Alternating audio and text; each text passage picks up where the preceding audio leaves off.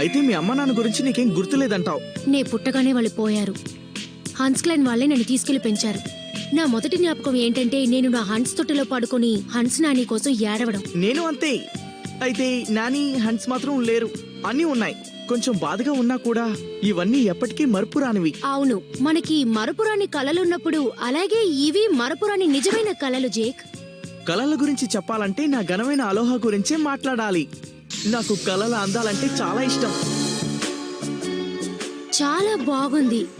ఇలా చూడు జేక్, ఈ నిజ ప్రపంచంలో నీకే సంగతి చెప్పడానికి నాకు ధైర్యం చాలదు. కానీ 819 ఓరి నాయనో. మిస్టర్ లాంగ్, పెరిగిపోతున్న నీ వరుస సంఘటనలకి ఈ రోజు తాజా ఉదాహరణ. కారణం ఏమిటో నువ్వు వివరించగలవా? సరే, నేను మాట్లాడు. నిన్ను 7వ గ్రేడ్ నుంచి దింపేడు ఎంత ఆనందంగా ఉందో తెలుసా? వేడి వేడి చికెన్